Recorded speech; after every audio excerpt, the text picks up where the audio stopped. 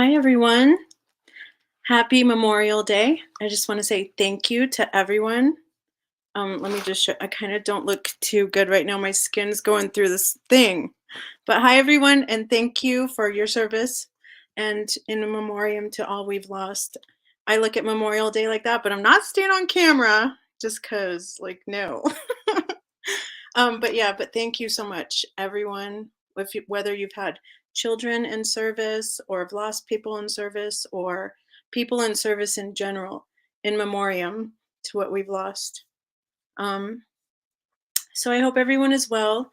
I haven't been going live much, and that's probably, just such transitions. And I want to talk about things like what's going on in this amazing time we're in. Hi, Hebrew. What's up? I'm glad that you've been going live often, and I hope you're well.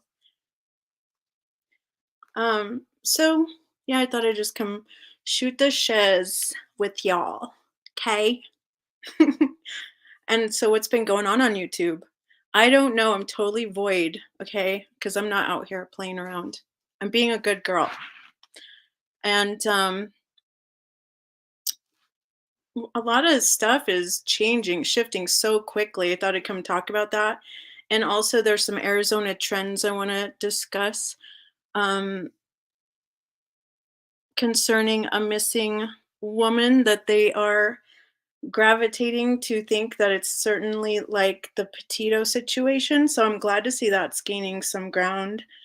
And I'll talk about that in a bit. But other than that, I hope you're all well and taking care of yourself and each other. It's vital. And so, let me think about what I'm gonna talk about. Hebrew, you can help me out with some topics. What's been going on in your world?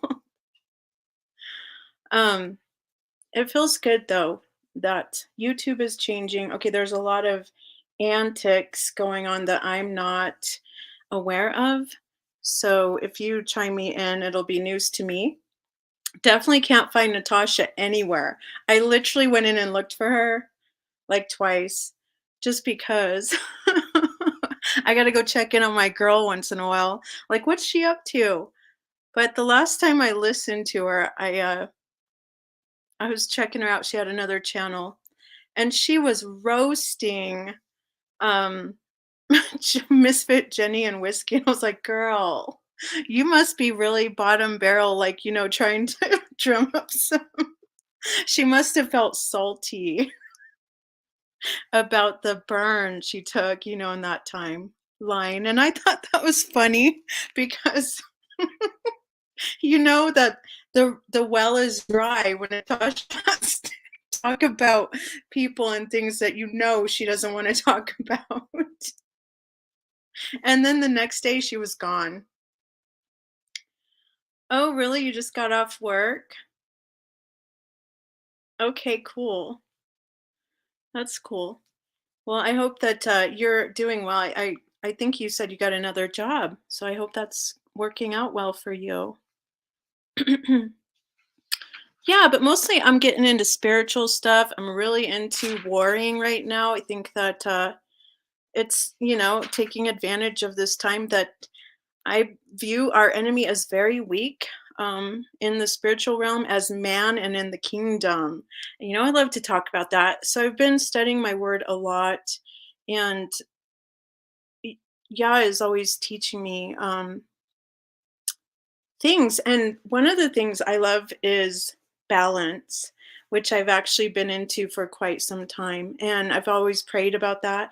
And today I was thinking about just good things to pray, like good things to spread, good things to speak over people, staying out of negative thoughts because they can creep in so easily and take over. And I'm really trying to equal that out with positivity, with good words, knowing that words are powerful to speak over life over things. So, for instance, I'm trying to save a plant. And I found this plant. Someone was throwing it away. And now I know why. But it's actually my neighbor's plant.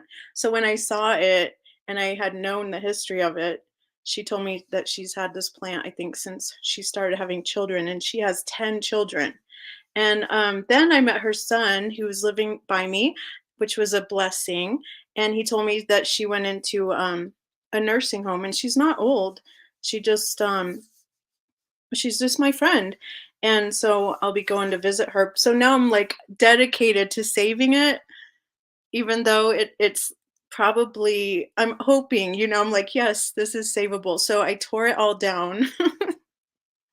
I brought it home, and then after about a week, the influx of dust was denser in my home, and so I started looking up, and I found out about spider mites and can you save a plant, and I'm all about Bronner's soap, and I use it for everything from making laundry soap to brushing our teeth to making hand soaps and everything like that.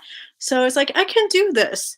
And so first I did the unradical route, which kept the soil and did a cleaning just of the leaves and hoped that that would work, and it didn't. Like 2 days later, it was dense again. So I just took the soil out, threw it away, and pieced it out by the roots. And now I'm just kind of every day washing it and cleaning it and taking off whatever. I'm going to save the thing. And if I don't, I'll save part of it. And then I can tell my friend, hey, at least I saved your plant. And I hope that you can come back home. And yeah, it's not a good thing when your friends go into nursing home and and her daughter does some amazing work with estate sales and stuff. So she knows all about the end of life processes and counsels people like that. But anyway, that's what I was doing. So as I'm cleaning it, I'm practicing speaking to it, and speaking not only that, but speaking out to the tribes of Jacob and to the promise to the children of Abraham, and in the promise in the blood of Yeshua in our generation now. And I'm speaking over it like life, because uh, it reminds me, just like when you're cleansing the plant, to pray for the blessings of the tree of life and the healing of the nations, which are the leaves. So I pray that like 10,000 fold over the nations and over the earth and the soil and the heavens. And I find it to be productive, always in prayer. So that's what I'm trying to focus on, and ask Yah for the things that are beneficial to his kingdom and in the building of the kingdom while we're here with time. And so time is, you know, pretty important. I even saw Elon Musk um, speaking about how time is ramping up. Now I don't know if he was talking about in the terms of AI, because the AI Quest is pretty experimental on Twitter. And I believe it's like a mind where the mindsets are also tapped into whatever Elon Musk is using for AI.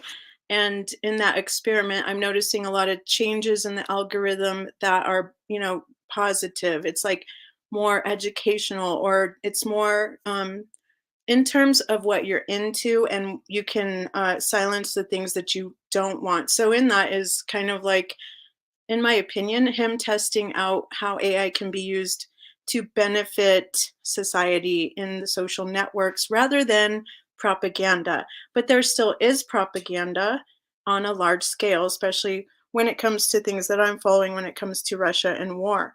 So it's a fair and honest kind of conundrum. At the same time, I was wondering, why is he talking about time, and why is he seeking to tell us that time is ramping up? Well, actually, he's not lying, because it's even biblical that time would hasten towards the end of time. And in that, I think that a lot of ascension spiritual workers and people, they don't a lot of people don't talk about time. I think it's a topic that is taboo. Nobody wants to think that time in a constraint has a purpose for man to measure.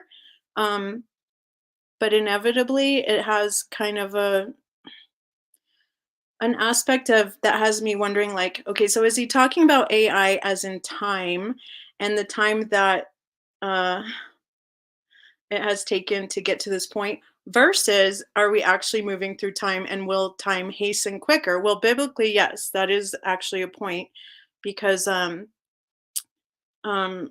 it's going to ramp up.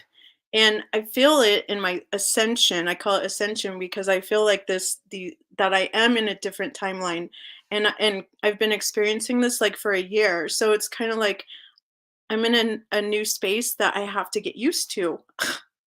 And I just thought I got used to another space and another, and prior to that, it was another space. And so I'm trying to make sense of it. And all I can say is that it's more of an ascension kind of um, rising up, if that makes any sense. And I'd be interested if anyone else is, going through the same thing, if it's an awakening or a journey that you're on or a spiritual quest. I'm very interested in those types of things in people's lives. Um, And I encourage that for people, and I want to see my friends ascend into realms that will bless them as well, especially when it comes to things of salvation or into the concept of um, who we are as a people, in the truth, in the life, and in the power. I'm always going to talk about that, but just because that is like my whole life. And it's called keeping his word. So it's a diligent thing. It's it's a awakening thing that Yah's word sows into our soul. And I believe in the power of it very immensely. And I really like taking down enemy forces. So, that's kind of my thing. If you know me at all, that's my thing, and it always has been, and it will till the end. Okay. So I was interested that Alan's talking about time. Now, when it comes to the AI, which is concerning because there's different avenues of AI and they can be ever learning and they could be a menacing or they could be a blessing. So, it could be however man kind of decides to um, formulate that. And another thing I'm studying right now is architectural architects in creation, or arcs that are pivotal in structures in say like the man's structure and how they have created in their belief patterns that they are gods. So in that, right, if they have an arc or a system of their own making where they are the heads of it, you will find this in magic and other practices of spirituality that are age old, from the beginning of time. Probably a learned concept from the angels that man had learned. But in that, um, let's see. So for instance, I'm seeing like a and I can't think of his name right now, but like a senator who's rubbing elbows with major brotherhoods of the EU and the UN and these type of religious structures as well, kind of with Malta and these other heads of, they call their own selves arcs. Arcs, as in also with Orthodoxy, they all believe that they have an architectural design which stems from their idea that the temple of their worship and their bases on the earth and planet and their property rights, through war and all the bloodshed that they've gained, are their rightful power and position. And so, in that, they view themselves as architects, arcs. So arcs in the spiritual realm are kind of a builder, which inevitably is Yah, because he also had, the ark that is holy and it was righteous and it had to be moved throughout the earth in a certain pattern and holiness where no man could even touch it because it was so holy, or defile it. So what I'm learning is not only art and they in their own right, because they go through rituals and they have their design, whatever, position, then you turn it around and know that we also have the same stance. But I never want to think like we're gods. I just want to think that in that right stance, or in the government of Yah in Zion and in her rule, the rule of the nations, um, those are attributed also individually to us. So we can have our own ark, um, when it is solidified in Yeshua in a governing stance. And I find that very interesting. And so I like to take up that guard in knowing that in that governance and in position, we can also speak into existence the will of our Father, Holy Spirit driven, of course. That would be the best prayer, because we never want to go outside of his will, because sometimes he'll just be like, no, you're kind of going in a direction that's to serve yourself, and he'll always search that out in our hearts. Um and so I'm learning to lay down those self desires to benefit the kingdom. So what if you have to walk away from one thing for its purpose to be in his hands, which you can trust? I can trust Yah with people's hearts. Doesn't mean I'm responsible for you, okay? But I can trust Yah with your heart, and pray for you and all those things. But sometimes you have to kind of like move out of a situation so that someone else can grow or learn or whatever. That's kind of like what I'm seeing with this transition. And know that Yah is also going to bring, um, possibly, if it's His will, other people in your life to benefit the kingdom. And of course, the enemy, if he knows that, or he has any knowledge or understanding of the future of someone's, destiny, he would try to thwart it in any way possible. Sometimes with lethargy, or keeping you busy in other fleshly things, or definitely in sin. Hi, Teresa. Good to see you, hon. Um, and to be very mindful that the enemy can creep in and try to ruin your destiny. At the time you're going through it, you don't really see it, but everything has a time and a purpose and chance, right? Time and chance. So um it's kind of how I feel about this YouTube stuff. It's like I have to position myself out of this, because I know it was for a time and a chance and a season, and move into something else that is for the kingdom. Now, in that kingdom, the benefit, in my opinion, that's what I'm seeing, is that for other people to rise, and for the last to become first, and to know that that's not within my power. So but the thing with uniting in one mind in Christ, when we can, just keep it that simple in the one mindedness. If the enemy has one mind, then we also have one mind, which in truth has always been the purpose of the way in the first church, the church of the firstborn in Christ, which continues on in spirit. And no, it's not a cult. It's just the spirit of the church within, and Christ within us. So, with that being said, that is our arc in Christ alone. And then in the kingdom, as far as like here on earth and in governance, or whatever somebody's ministry is, music or preaching or outreach, those things are beneficial if you recognize that that is the governance of Yah on earth, and you take a part of it, and you take it serious for the purpose of hopefully uniting people into truth, and in that uniting also in war, which is highly beneficial, and to the purpose of the souls, saving of souls, because in that is wisdom. And so, I've been doing a lot of study in those things. Um, the in our children, the thing that most drives me is knowing that in our promise, with Yah in the kingdom to come and the newness of all life, that is also a promise to our children. So that's very near and dear to me. It's like that is not something I would want to sell out for anything.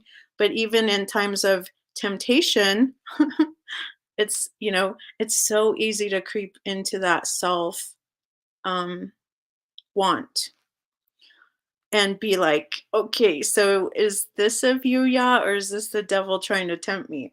So, so staying out of tempting things are going to be obvious, though. It's just that It's just tricks, watch out for those little tricksters. Anyway, so that's what I'm learning. And I noticed that a lot of things right now, something I talked about, like, honestly, like, I think it was probably like 12 years ago now. But the thing was about unity in the churches and seeing the unity of churches happening when it came to holy days and the ecumenicism, which is, um, all these Christian religions will move in to a direction where they have to have agreements where they're going to solidify the faith. And part of that is solidifying, like, what is the right day, what is the right position in that we should do as Easter or Christmas eventually, and other feast days they call them. And I'm already seeing that. And it's amazing to me because it's like, oh my gosh, they're actually trying to actually represent the truth in a calendar and have basically the mother move into that position as well as she weakens. Okay. When I say mother, I'm talking about the Vatican and the Pope and them such. Anyway, hi Susan. I saw you today. I hope you're doing well. I haven't been anywhere, so forgive me if I'm not into any gossip tonight. Um, yeah, so that's happening. You're seeing the unity of the Christian arcs agreeing, and kind of these feast days are moving into alignment um, in their realm too. Very interesting. It's just kind of happened all of a sudden, but it made it necessary, in my opinion, if they're going to be interdependent of each other, meaning they have to, if they're going to have a power, they're going to have to solidify an agreement somehow, whichever, whatever. I've missed you too, hun. Oh, I do forgive you. Absolutely. I forgave you a long time ago, but thank you for yeah, thank you for that. I appreciate that. Did you want to come up and talk? We can do whatever. Like, I'm not I'm not privy to just stay in one position, but I'm kind of nerding out lately, so I'm talking about it. Yeah, so and another thing I'm really into is numbers because those are aligning too.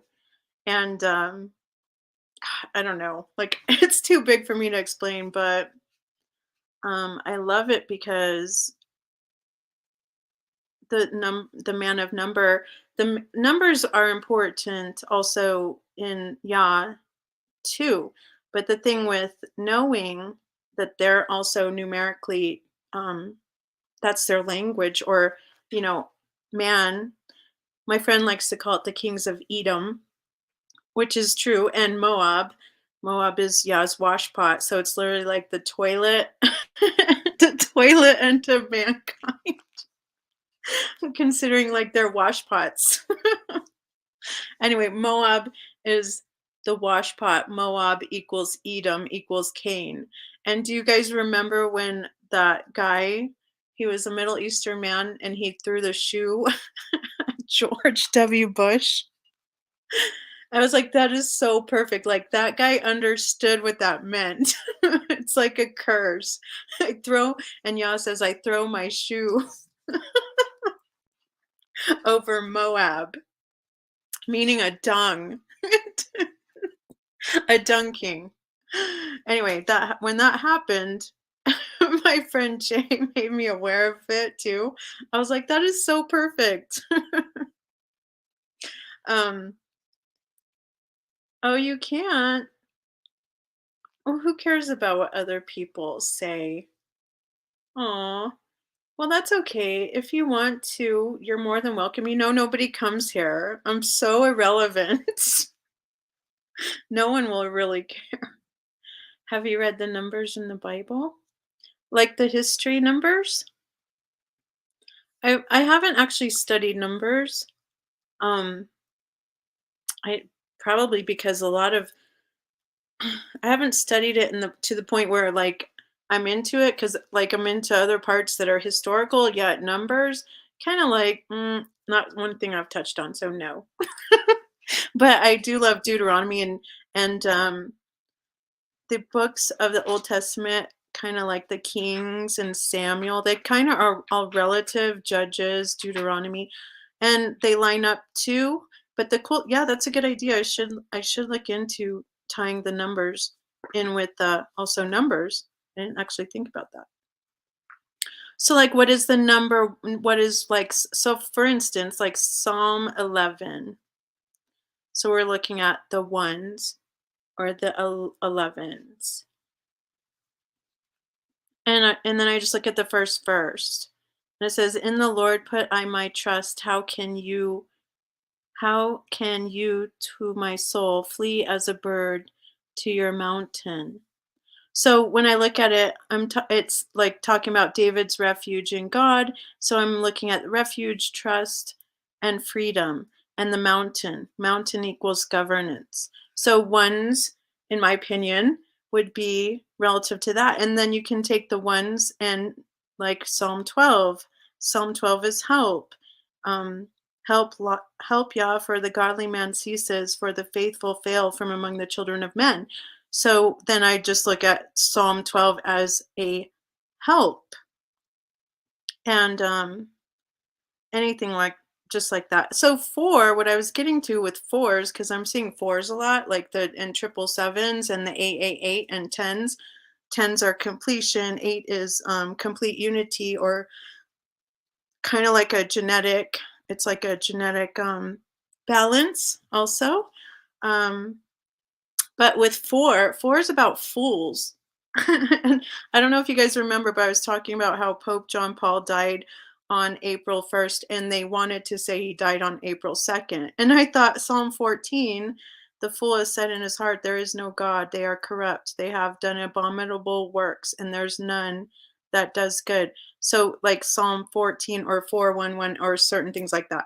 Anyway, so I'm into all that stuff, and I get it from the Psalms because, um, not only that, but so just looking at the numbers and like Psalm 91 would go with also Psalm 11 because Psalm 91 is the covering, things like that. Trusting Yah, believing. Psalm 91 is a wonderful prayer when we are in distress and we can ask like hide me under the shadow of your wing.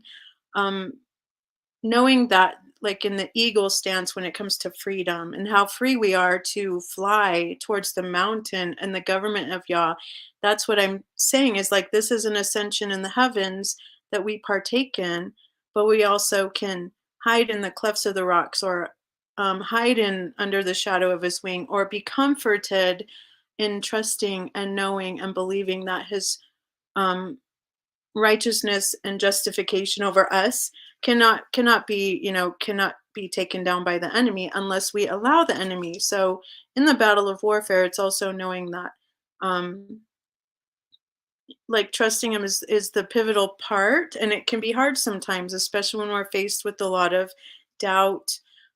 If we're in a position where we are um feeling not worthy of him, things like that, it helps to know that, he always is faithful regardless, and it just reminds me, like, it's not about you, but so I love to, look at my brethren, everybody that's in the body, whoever they are, wherever stance they are, is and knowing that, and praying for their covering, that Yah would cover them and have great mercy on them and, um, keep them from the wicked one and keep those um, who are less able to stand on their own to keep coming out of the dark because like when I look at areas like Kensington and the things going on in San Francisco and LA and the fentanyl, I mean it's just like our generation is being bombarded with so much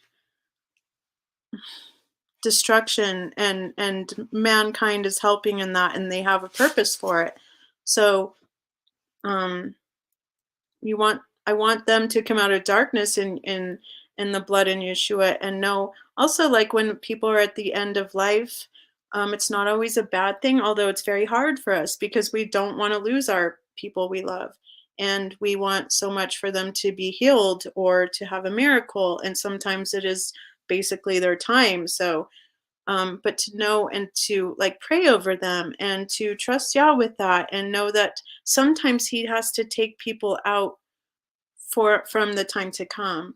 Now that doesn't say to go like do it yourself because you know um that's not a good thing. That's a tormenting spirit when someone is on the edge of, you know, possibly taking their life. So that is in its own self, its own battle and its own war of darkness. And um so I like to pray over the nations like that as well to know that this generation, be it as it may, um, is not, it's a war. So they desperately need Jesus and desperately need foot soldiers out there to take back the land and to increase and benefit because this is a war that, um, yeah, it's coming against our own kind and it has its purpose. Anyway, let me get back to chat. Hey, Mr. Back from Doing Time, how are you? You're gonna go get your Bible? All right. Yay. You like Job? I like Job too. Because Job reminds me that everything ever taken, the enemy has ever taken, is going to be restored tenfold. And I love that because I want what's mine back. I'm like, right now, I'm like, I want what Yah wants for me, and I'm not going to apologize for wanting it, and I'm not going to think that I'm not worth it, and I'm not going to say negative things to saying, like, putting barriers up against it. Like, Yah would never. I was like, no, yes, I'll take it. Thank you. Oh, you're sweet. You're sweet, Susan. And definitely, you know what? Yeah, numbers is tough.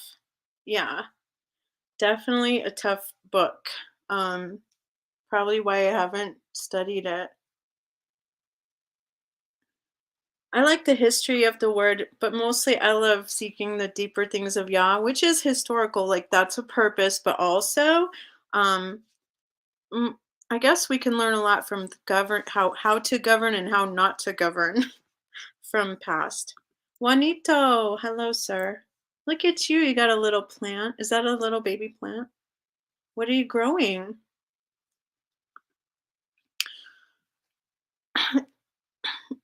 So, yeah.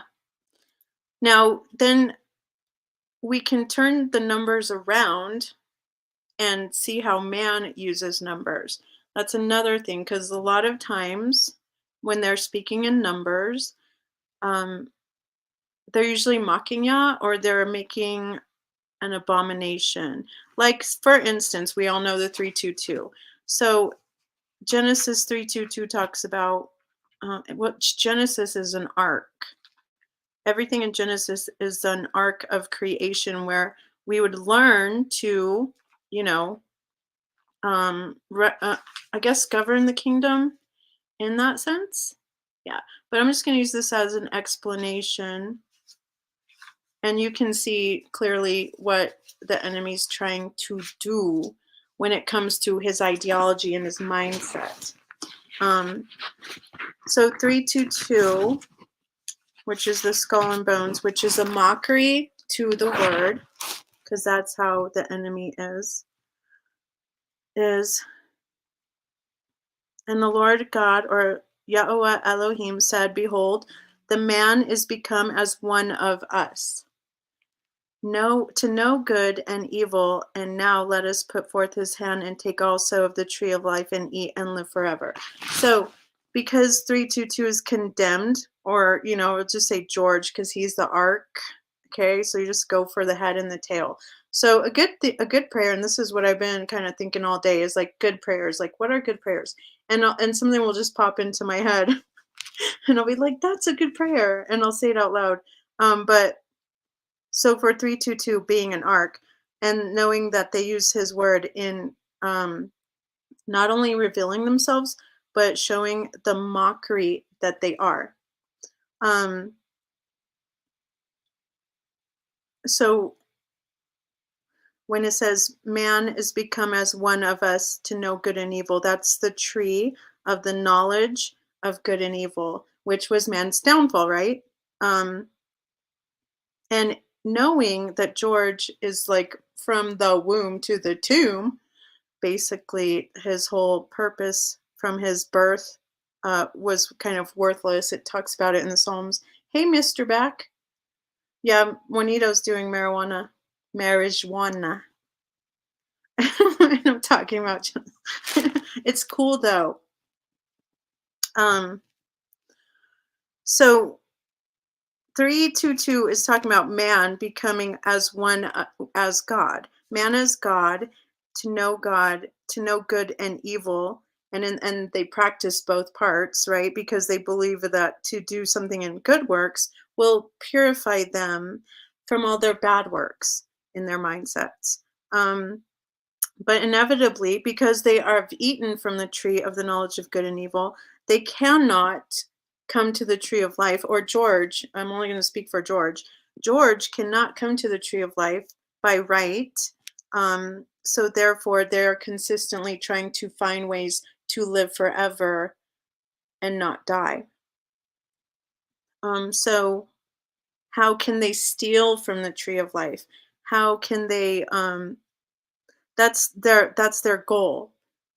So they're trying to consistently stay as a god or no or be gods, but steal their way through tree of life, or do as much destruction unto life as possible in the time that they have. So that inevitably is the mark of basically death or destroyer, or so one of the things I've been in this ascension is looking to avenge and avenging Yah's enemies in the heavens and on the earth are part of why I like Elon Musk so much. People are like, why do you like him so much? I feel like he's part of this avenging kind of spirit. Like he has this, even though I kind of feel like a lot of um the brothers and sisters are awakening, and I think he's one, and I think that that's a good thing. And I know you think, and I even think, and it's in the word too, but can those seeds, because the seed's been corrupted, and then we talk about man being mixed with angelics, which is biblical, okay? And if in the genetics somebody comes from a genetic source where they have um different, their DNA's structures or whatever they are spiritually in whatever realms, um capable of still being saved. I do believe that. A lot of people would say, well, I'm incapable of ever being saved because of this or that or the other. And I see that a lot with the giants in the studies. But if you have part of any part of human DNA, you would you would still be part of the transformation from whatever is corrupted, because Jesus has done the work of the uncorruptible, and in that is also our stance. So can he make a corrupt incorrupt? Yes, absolutely. Like that is literally what he does in the transformation of um our minds and our souls and our hearts, because it's a complete transformation from who you once were to who you are now in Christ. Oh, it's a pot plant. Cool. Hey, Andy. Good to see you, hun. Yes, there is nothing wrong with weed. Weed is actually like really experimental too. I'm loving all the stuff that they're doing to kind of like not make you super hungry. There's bad things though when people have bad intentions and they lace the weed, but it's good that you can go and buy it and know that it's traceable, and you can get, all your information. Um, so yeah. So that's just an example of what the number 322 would mean according to what Yah says, which he's basically telling us like that's their intention. They want to take from the tree of life, but they don't want Jesus. Um, they want to be gods, but they don't want to humble themselves to the King of Kings and Lord of Lords because they're prideful and their ego and they have their own kingdoms going. And so, but George is inevitably the only one that's truly condemned, like the other parts, like if they've made oaths with death, if they've chosen, if their families and their genealogies have chosen for, however many generations, um, are in that brotherhood or whatever agreements with those deaths. That's why Isaiah 28 is so freeing. It tells us how the death covenants are disannulled, especially now. Like your words have no power. They had a time and a purpose to control the structure of their arcs, and they're in the kingdom of man. But now, literally, like it has no power. So every um, covenant that ever brought curses unto anyone's family, generationally and bloodline, are broken. And in that is saying that the angels, the fallen angels, and the agreements with men, and everything from the beginning until now are completely dissolved. They are no longer null and void. So that means this is why Putin is gaining ground in his purpose now as the third Rome Caesar. So he is basically Caesar in um, third Rome stance, and he is rising. And it's kind of like, mm, yeah, they're showing us, but no one really cares. It's just like, oh, but he's definitely in that position now of king. But even still, it's like your everything that's coming out of their mouths and every agreement they're doing, whether it's to build up their next financial structure with finance like BRICS. He's trying to garner support from the smaller countries to make them feel like you matter with us, with the US and the Western hegemony that's had power for all these, well, we're talking about old Rome. So it's what, like 1066 years? Is it 1066? If we mark it from 962, the spirit of Rome, um, and her power, because she ruled over all the kings of the earth. So she's an ark, right? If all of these come to a disannulment, then all those agreements are dead in the water, no longer powerful. They don't have any more power over our lives, over our children, over our families, over the generations, and such like that. So that's kind of like cutting the head off right there. And then Putin, and that's under George, everything under the man. Okay, we're going all the way back from Cain.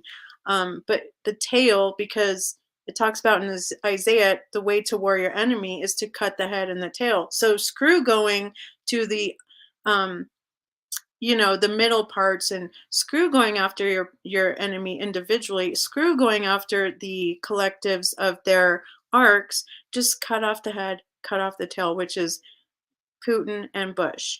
They are one and the same. In this realm. So that's effective.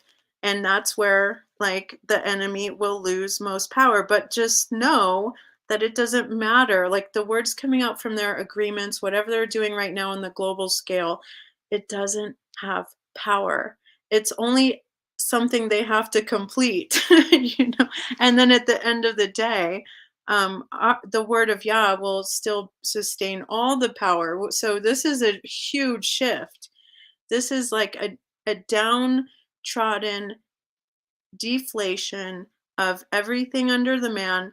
And now the kingdom of Zion, the governmental forces which are afforded to the children of Yah as Israel and our children, and the nations, tribes, and tongues for the healing. Like all these things start coming into play because this is what Yah's will is for his kingdom. It's for the healing of the nations, for the testimony of Christ to reign supreme, the power of his blood to be the absolute in mercy and forgiveness and love and peace and joy and truth, and all the things that are kingdom from him increase while they decrease. And so yeah, and that's why like John when he talked about I must decrease so he can increase, that's what I'm seeing in this shift. So I'm taking advantage of it, and I love it because like I've seen like stuff happen just so quick. Boom. It's like, wow. That's like it's I don't know, it's hard to explain. Just to know that this is our right in the generation. I think to uplift and know that our brothers and sisters need this hope, um, need something more, need healing from the wounds and the treachery, from that's been gone on and on and on and on, and the healing of the nations, um, over all the world, heaven and earth, whatever. So this is what I'm into. It's kind of deep, but I love the deep things of Yah, and that's definitely something I can talk about on forever. Yeah. Anyway, I did want to read some word. And keeping the word, let me just say this, is not easy. Um, it's not always been an easy path because you can come into realms where you have to debate. And you have to have a right mindset to debate people and not make it emotional. But sometimes it's like you are just like someone is just flagrantly um I don't know, taking advantage. Like, you have preachers who take advantage of their entire flock for whatever purpose, and then they use the word to make it right. Like that is something that triggers me, and I will like jump on people for that. It's like because you're not keeping the word, and that's specifically for people who do that. But keepers of the word are entrusted with like keys or knowledge, like the key of David, or um, so it's important to never make it about you because you don't want to take advantage of people and make it about you and use it for a power source, because that would be like um how would you say it? That would be like the enemy trying to use your pride and ego to corrupt. So but there are keepers of the word out in, and it's important. So that's why the word's so powerful, and you don't make it about you, but in understanding that it is here to set us free. And that's a purpose that, only Yah does, and he gets all the glory for that. But let me read this one, Psalm 17. This one's been on my heart a lot because I'm seeing a lot of sevens, 777, and 888. Yeah. So I'll just read it for you. It's Psalm 17. Now, this is why it's on my heart, because not only do I want avengement, I want justice. I want judgment. I definitely do towards a lot of things. And so Psalm 17 says, "Hear the right, O Yah, and tend to my cry and give ear to my prayer that goes not out of feigned lips." So 7 Psalm 17 is talking about hearing the right, or the righteous, or the right path, or the truth, the way, the knowledge, okay, which is Yah's right hand. Um, so hearing is important. Hearing the word is also important as much as speaking it, because it helps us to um, engage with hearing is important. Blessed are those who hear the word and take heed and listen and have faith. From out of that grows faith and such. So the word in abundance will never move towards him void. So the word is his, and when it goes forth out into existence, it returns back to him however he desires. So hear the right, O Yah, attend to my cry and give ear to my prayer that goes out not out of feigned lips. So David's also talking about that he is not doing this for a purpose that is selfishness, or he's not doing it for a purpose, but he's literally broken and he's pleading for justice against his enemy in this whole psalm. Um, so that's why I love learning that, knowing that it's not about a desire of our own heart or intention. And then he says in verse 2, let my sentence come forth from your presence and let my eyes behold the things that are equal, which I'm studying equality, which is not necessarily how the world views it, but because also Yah is looking at rightful judgment, even when it comes from even like an evil court system. Um, he wants men to judge righteously, whether you're in any kind of stance. So even in your day to day judgment or whatever situation you're in, but to have an equality that is of equity, or it's a just balance.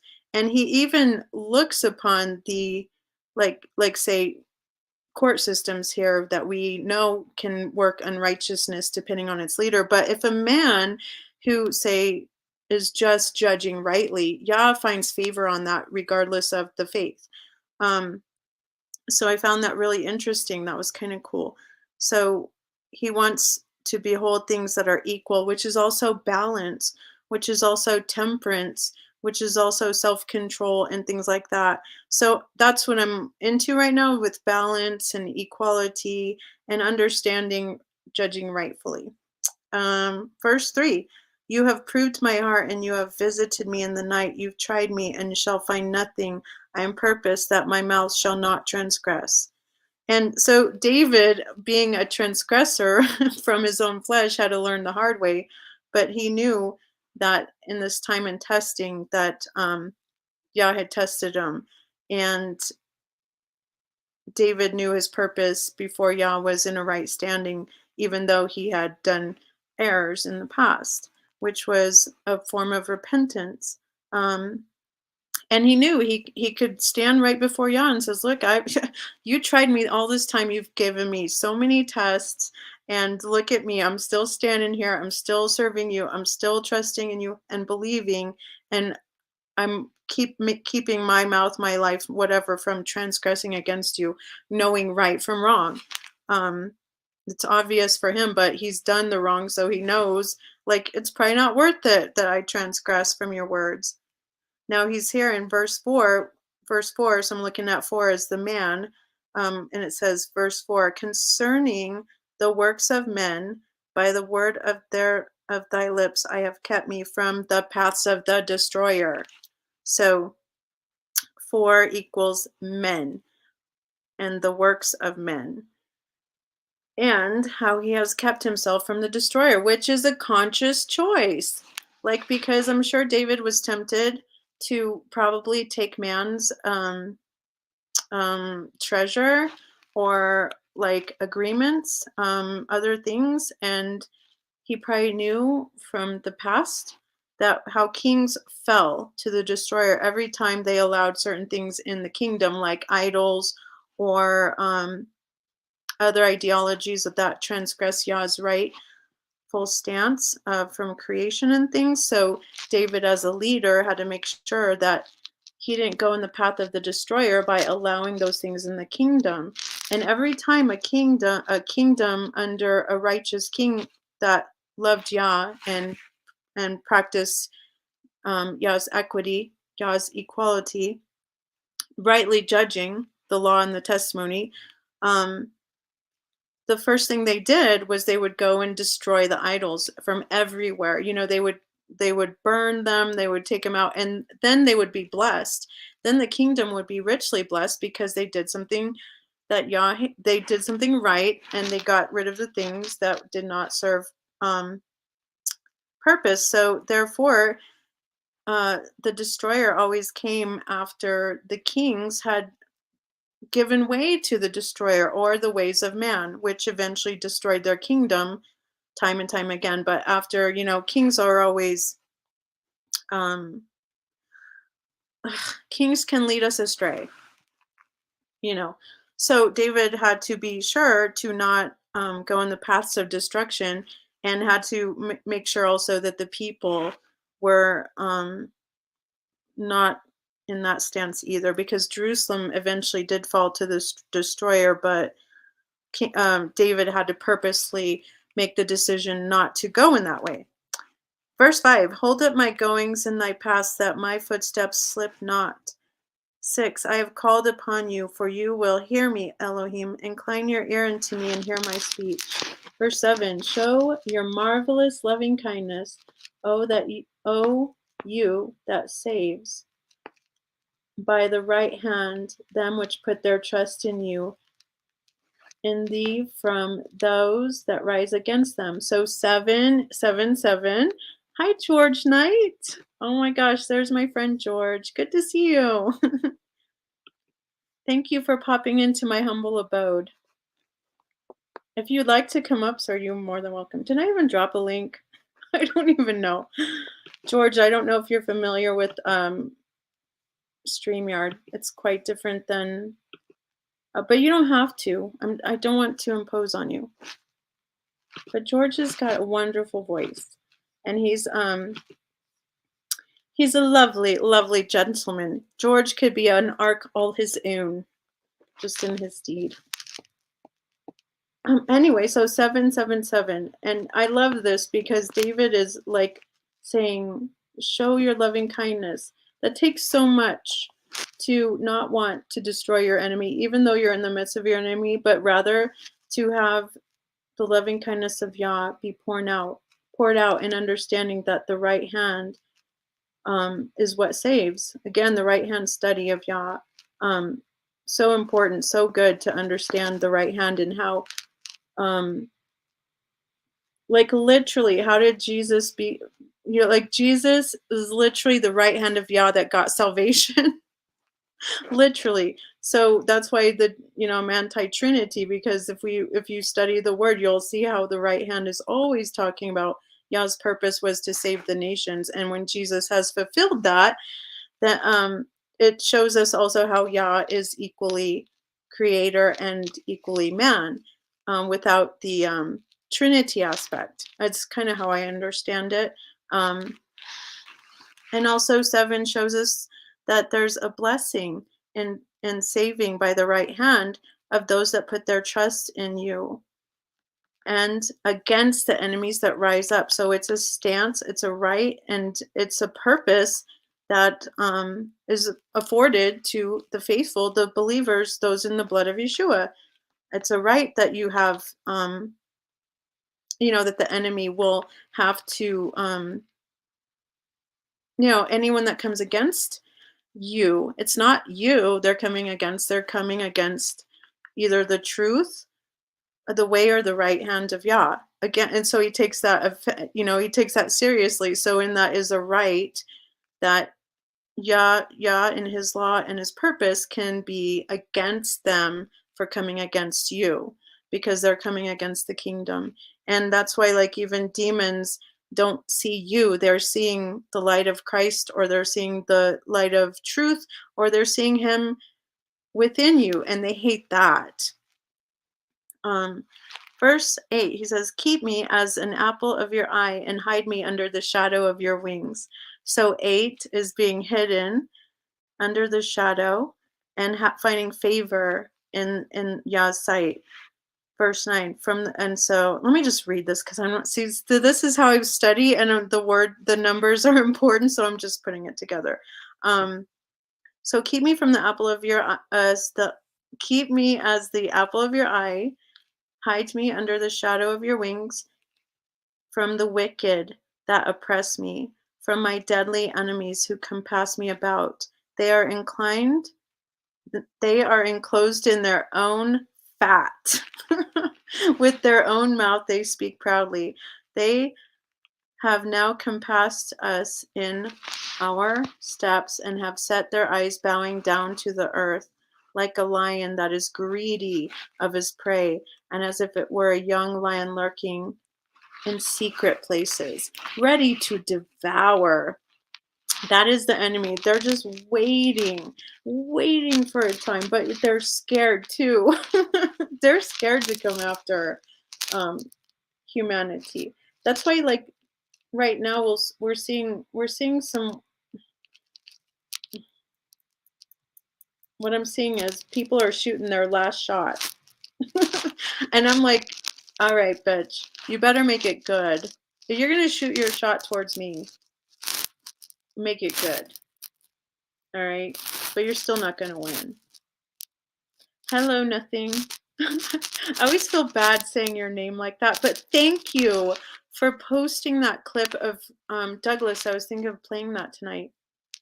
Um, yeah, nothing is my new friend, and he's also Australian, and I got to hang out with him on was it Skype, right? Douglas uses Skype, so it's not the same as this. Anyway, so yeah, the enemy is like a lion that is greedy of his prey, like a young lion, and it lurks in secret places. But right now they're kind of feeling emboldened because, you know, I guess they can. So okay. So make your shot good. And I'm talking to my enemies when I say that. Like I'm zeroed in on you too. Mostly because you stole my heart and then you know, destroyed it. And you know who you are, DJ. I'm coming after like Minerva right now. This is my focused desire because this is females. They're female spirit, and well, not only that, but they're tied in. So Minerva knows the depths of Satan, and the Proverbs talk. We look at it like in the purpose of women, and so it's the the the road of the wise, which is calling from the corner, but then you also have the I guess you would call her the whore, you know, the whore that's calling in men, and she takes him in with the simplicity of his heart, and then she says, you know, my husband's away and we can go have our pleasure in the and so basically it talks about how that spirit can lead men down to the depths of hell. And then Satan's the word also says like she knows the depths of Satan. Like so they are one and the same. They have this fortitude, and he uses her spirit to trap men or to trap them down so that they can't rise up in you know in the steed that would be whatever Yah desires for men to be, which is leaders, the heads of their household, the kings of their families, you know, the rulers of righteous governance. And so that's always one, you know, way that we can see how the enemy takes down our men. And I find it offensive because we need our men and we need them to be strong and we need and wisdom to be in them, you know, because it's a blessing. When your men are doing that, then the leaders and the rulers of governance will be practicing wisdom that is not of their own and unable to be corrupt because a man won't go down that path. You know what I mean? So his character is judged not only men but also women or whatever. This is just a terminology of how there's two factors of wisdom, one being of Yah and one being of the world. But the one of the world can be more alluring to the man basically because it's tempting or it brings pleasure or money or status or whatever. But just know that that spirit knows the depths of Satan. So she's all in it. And these are some wicked women. I'm sorry, but they are like the stuff they practice. And so this is my target enemy right now, especially now that we're going to have Bohemian Grove back this year since the time of the pandemic.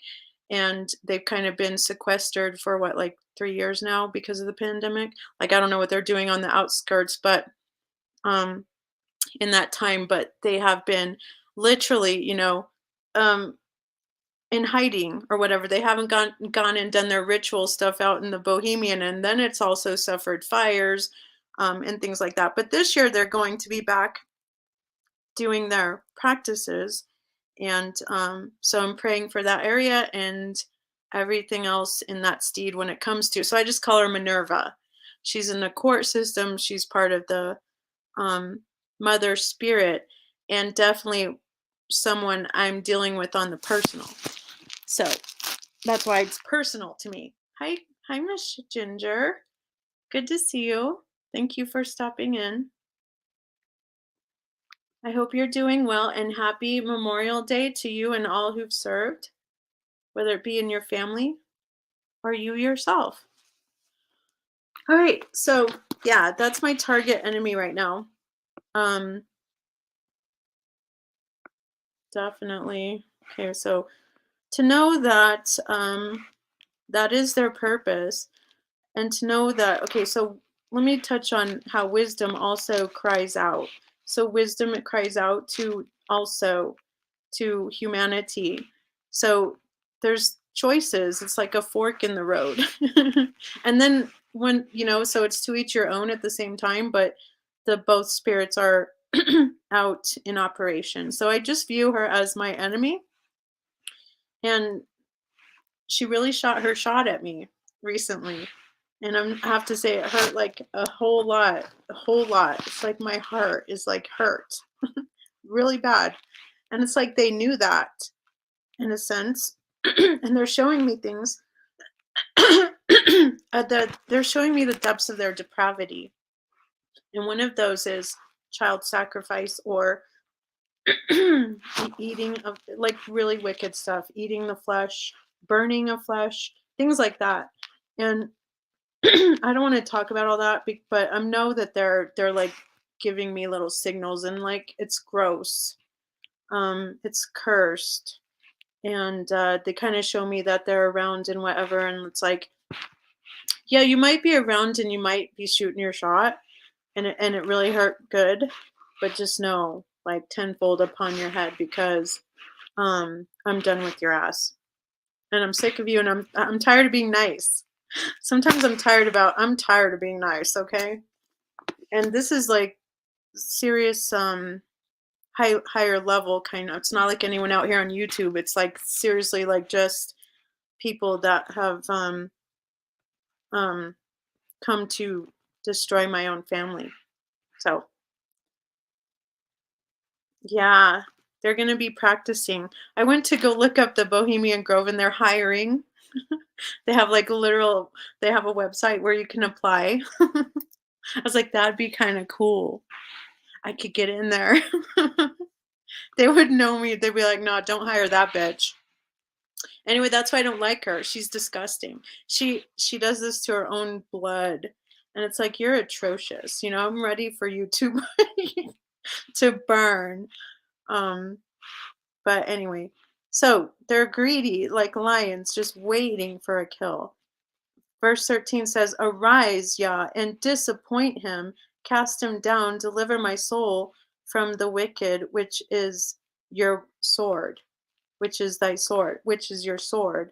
So that's how powerful the word is too. It's very, very much a sword that cuts through the marrow and the bones, and it breaks down principalities and powers. So um very good in war.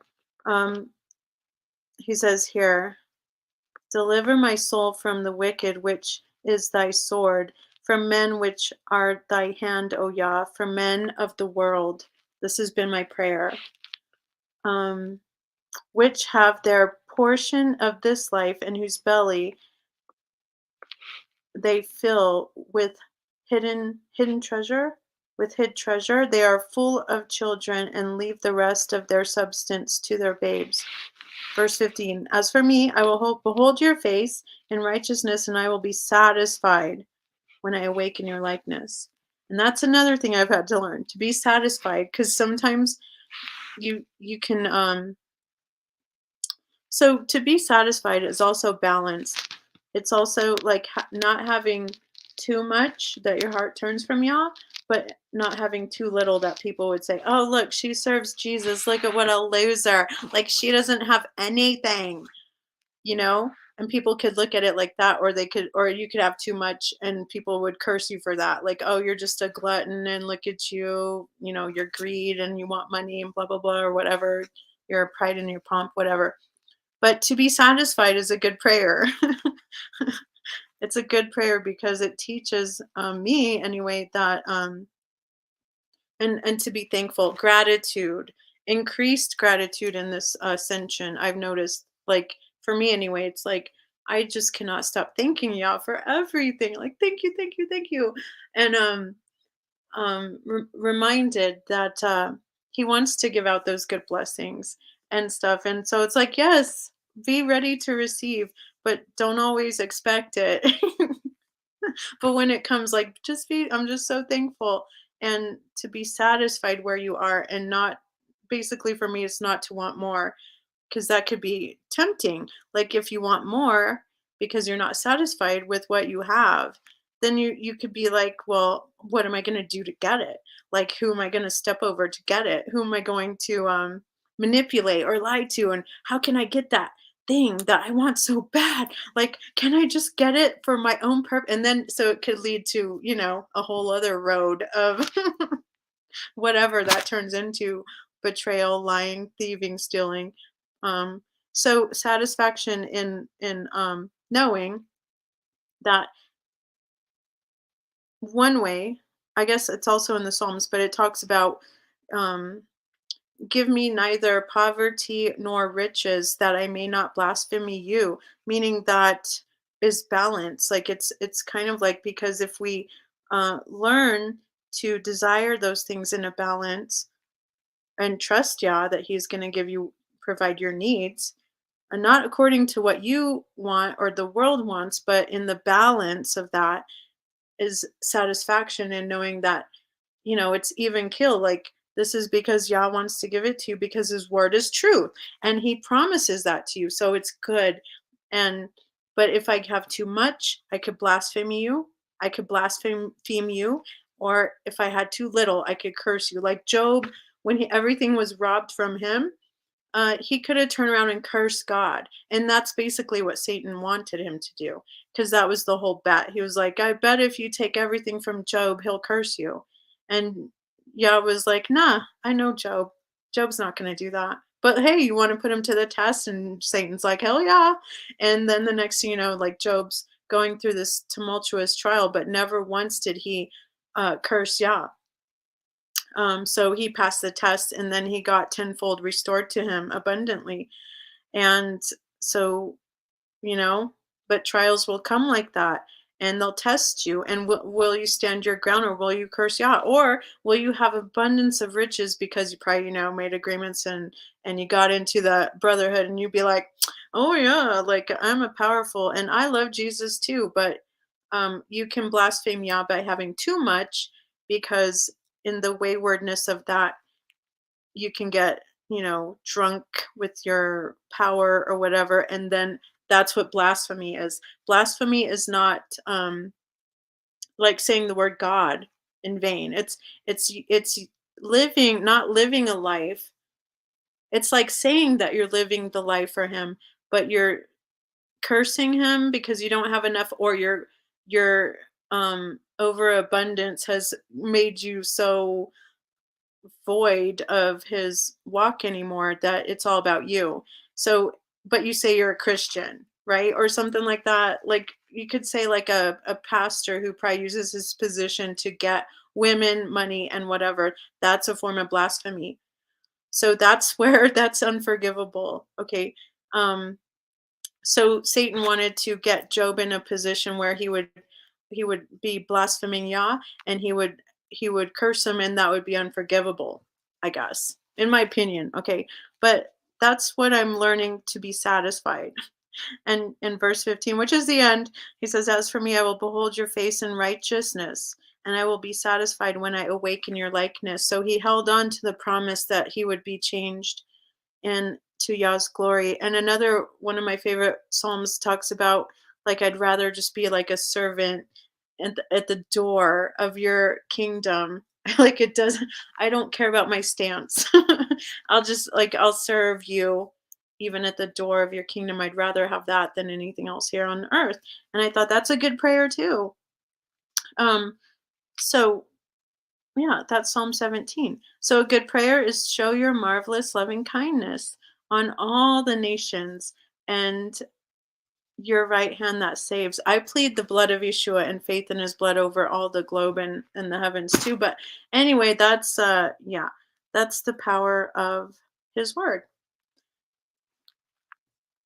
Vengeance and wrath will be bestowed on the diabolical forces and their foolish followers. True. Now, but can they be saved?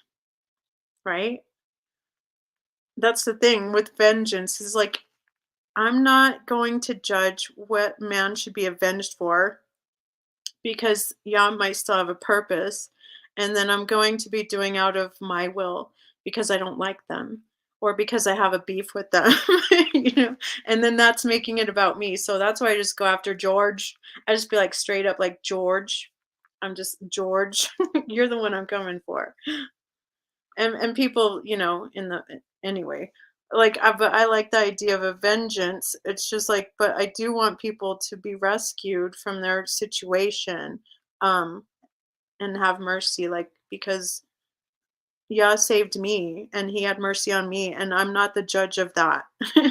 So it's a balance again, but yes, it's a good reminder to know that vengeance is Yah's and it will be how he desires.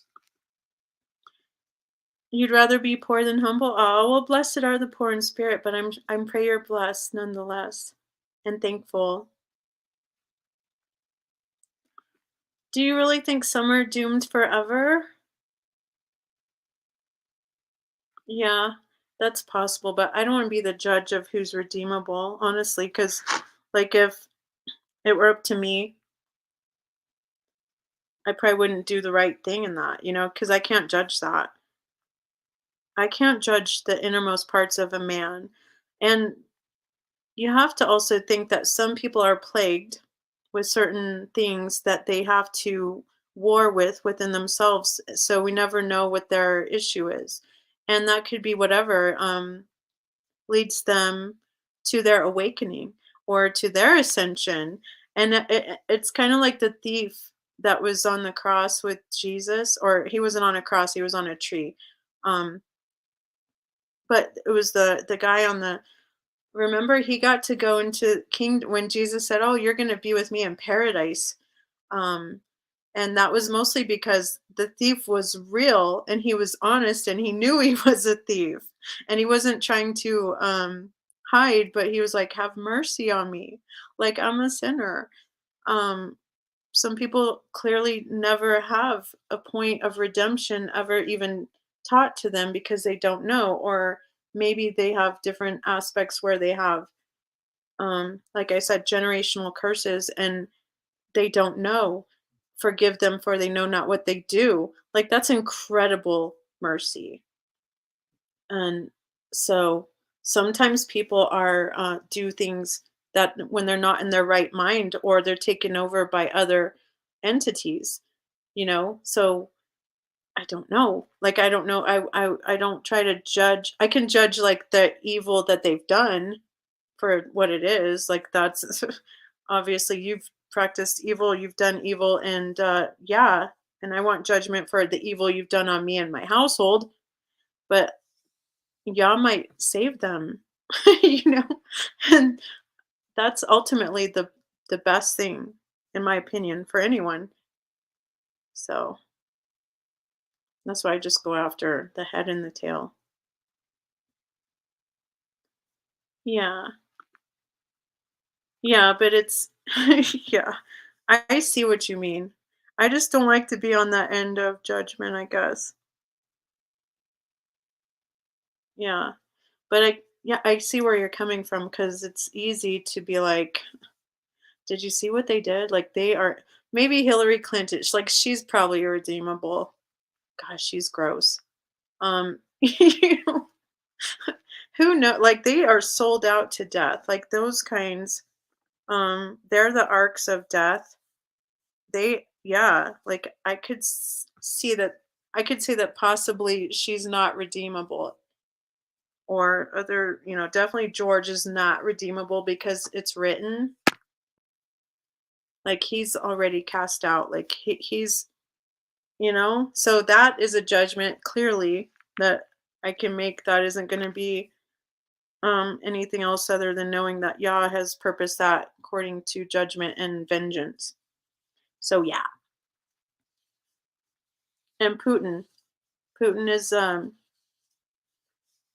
he's just a part of George.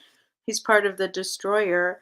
And he's trying really like this is one thing I'm not liking about Twitter and that is basically the Russian propaganda. It's real, but it's mostly American frickin' news sources propping up Putin like some frickin' savior. And that's what's fucking wrong with it. It's like these are our own US news sources pitting propaganda to make Putin look good. And it's only because, especially with Pride Month or whatever is going on, Putin is and the Russian, Third Rome spirit that, is propping him up as a king,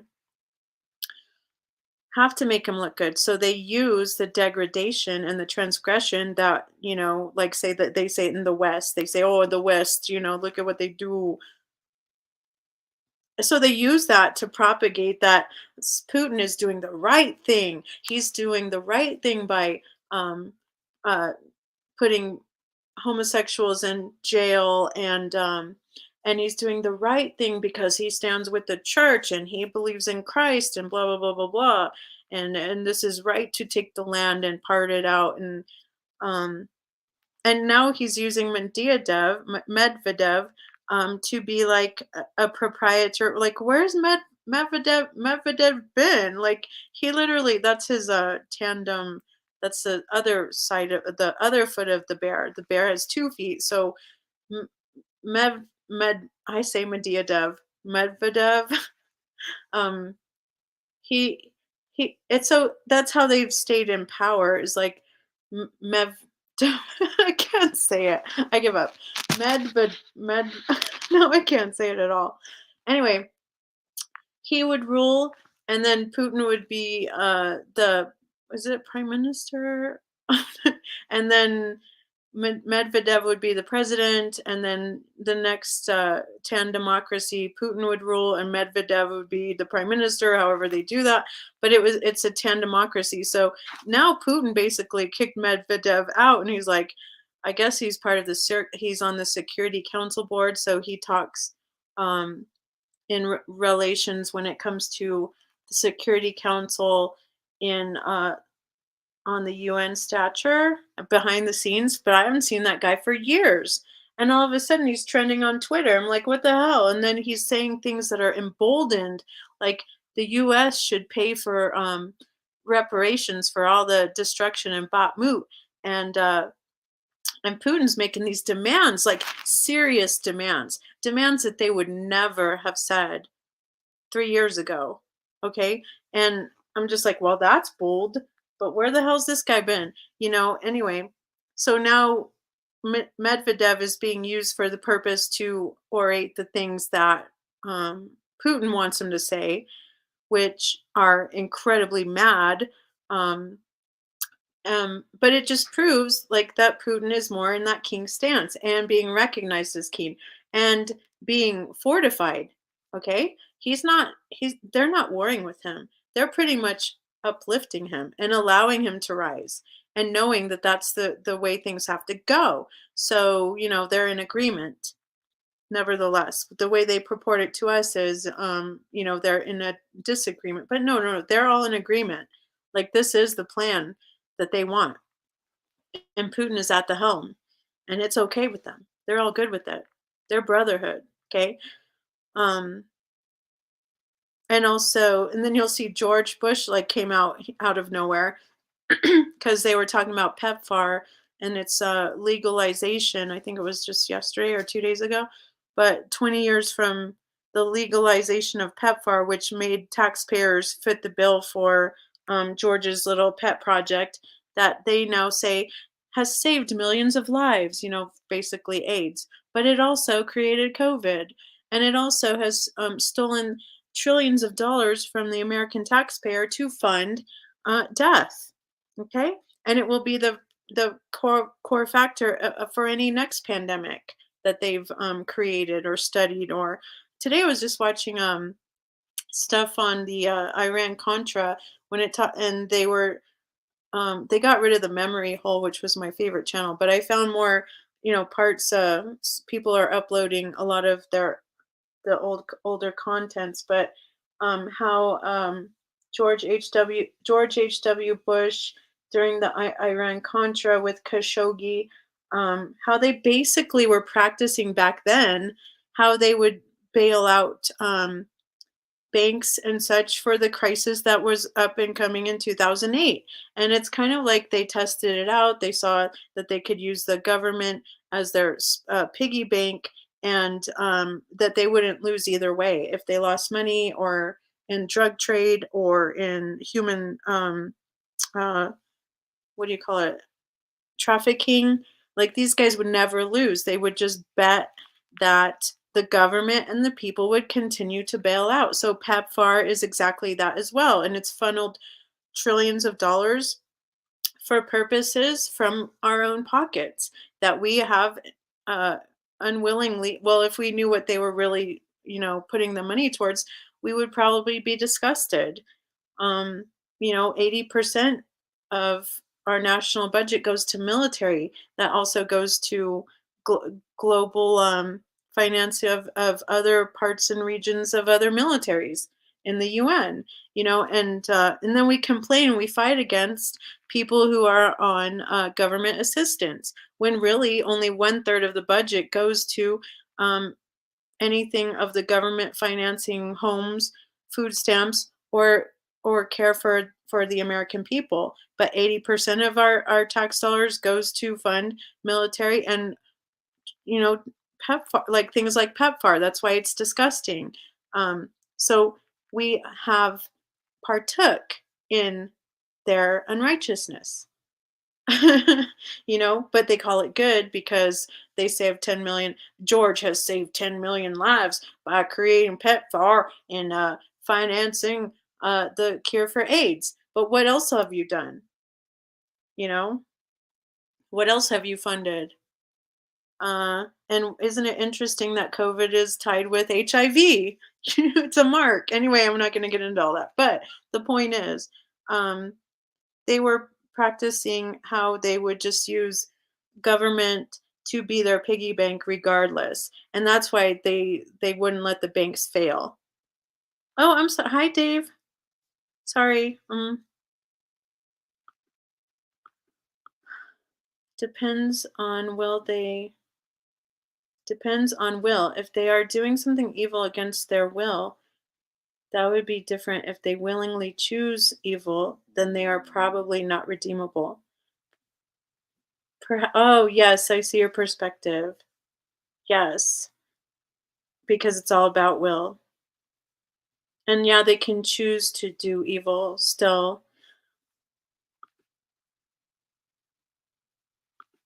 Hopeful Russian will be taken over, and then the land will be divided for the European countries to claim and own. Oh, so you're hopeful for that nothing? Really? Cool. Well, I don't know about all that.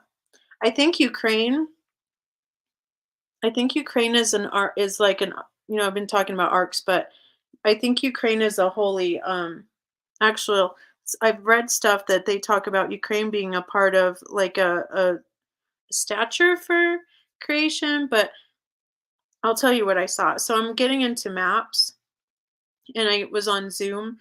Zoom maps are kind of my favorite right now. I'm not very much privy to all the maps out there, but I was looking over Ukraine, okay, and you can see it from the heavens, and so I was like, I'm gonna go check out Ukraine, and it was so cool because at night you can see like the light. It lights up, and then you can see the clouds, and in the clouds are like spirit. There's a lot of spiritual warfare in the heavens, and they manifest in the storms and the clouds. So that's just amazing. Okay. But so I'm looking over there and I see a woman, and she's like a warrior, and she was over Ukraine, and then the city was radiating blue and yellow. It was like this power base of whatever, like this spirit, and I was like, oh, there she is, like she's like the bride, like she's a warrior. Okay. And so it's interesting. I would love to know more about the spiritual properties of this area or region, but whatever it is, it's like it brings up the verse where like the earth had helped her from the dragon, and that came after her children. which, basically really just happened to us as a nation when COVID. It's still happening now, but the dragon literally, like, they're shooting their shot. Like, this was them shooting their shot because they know, like, the make it good. You know what I mean? But um whatever, like, Ukraine has a really spiritual power base there. And I feel like, for like, she's finally coming, like, whatever this spiritual is like, it's coming out to war now. And perhaps she's been hidden, you know and now is her time to come out and fight or war. So that's kind of how I see it, because there is that concept. And I think that, with the, power bases, what the mother does is she likes to have a base of power in every continent or every region or every country, which, like, you can see right now in Africa, they're warring over. They're really kissing ass to have Africa either sign on with Putin, or, with the US, or stay with the US. And it's kind of like a toss up right now. But Africa's looking at the beneficial, and basically coming out against the US. And they're like, well, look what you did to us. This is what you've done over the centuries. Again, they're talking about the hegemony or bases of power. But so the mother and Putin are kind of like fighting over this region. But Kiev, for some reason, is very, very important to them when it comes to a power base. And the transfer of properties is highly important for the unification or the healing of the 1054 schism. And I believe that it's all finished. And the Eastern Orthodox Bartholomew has pretty much seceded as well. I think it's just kind of looking like they're going to do what's best for the unification, um, knowing that this trans shifting is occurring too. And so, how will we survive? We'll either be literally annihilated, or we're going to have to come to some kind of agreement where we can still have a say. And Putin looks good because he's offering it to the smaller countries, those who have never had a part in the hegemony of power. And they're liking the idea that they have a new financial structure that they can adopt instead of being on the dollar. And yeah, so, as this is basically simple as I can put it, as we're ascending in our right and our power in the governance of Yah under the blood of Jesus, they are descending. Okay? And that's just how it's going to continue to play out, regardless of their words or their pomp or their freaking um, propaganda. And that brings me comfort. You know what I mean? So I just look at it simply like that, and know that engaging in this with the promise at hand, yeah, it's definitely our right and your right. And I encourage people to stay in the word and speak it out, and for your family and everything, because that's how you engage in this word individually. And you yourself in the blood of Jesus are your own ark. You're in the sovereignty of Yah. And then, unified in the mind of Christ, we are also rising as one in his oneness. So it's good. It's like amazing because it's powerful and it's uprising, and it is ascending into another higher realm and also different timelines. So I believe that wholeheartedly because it's happening. And I can't explain it other than knowing that it's like, uh I call it from glory to glory or victory to victory. Yes, this is how I see it. But it's like, that is a purpose in our ascension, in knowing our stance in Jesus alone and his sovereignty. So it's encouraging. And also, his promises are good, just like David had always known. As he said, he says that, I will trust you. I will love you, Yah, with my whole strength. You are my rock and my fortress, my deliverer, my creator, my strength, in whom I trust, my buckler, and the horn of my salvation, and my high tower. And I will call upon you, who's worthy to be praised, and I will be saved from my enemy. Hallelujah. All right, I'm going to end it there, though. I was going to talk about this really. Yes, like the cradle of creation. Yes, thank you. Perfect. You said it just right. Um, Yes, like the cradle of creation. In a sense, also another thing is like the daughters of Jerusalem are highly important too because they're our sisters. So when I saw this warrior, it just kind of reminded me of our daughters, the daughters of Jerusalem who are equal in um the promise, which is our children, um, men or women. It's not gender. So it's like the spirit of the daughters of Jerusalem also benefits from the rise of Zion and her children. He says in the word that she comes with her children dangling on her knee, because she loves her children, and Yah loves, and the mother, which is wisdom. The true mother is wisdom, who is with creation from the beginning. So she loves her children, and um and so the daughters of Jerusalem are partaking in that uprising too, which is our children. And Zion is in favor of life because she wants the life to be, not only so the earth protected her children, and now the daughters of Jerusalem also rise up. Okay, so it's kind of like our heritage, and the future generation and the generations now coming into their ascension and awakening and adopting that an inheritance because of the faith of our fathers, or the faith, your faith, or wherever you are with your faith, and the promises to your gene pool, your, whichever, alive or however. But so that's kind of how I viewed it. Yes, but the cradle of creation, I love how you said that. Thank you, Ginger. Okay, so anyway, let me take you over here real quick, and I want to point out something that's happening here in Arizona. I always like when Arizona's trending. Real quick, let's see. Let me go to my Twitter. Where's my Twitter? Okay, yeah. So this is just I know a lot of people here like true crime, and a lot of people like, or gravitated to the Gabby Petito story.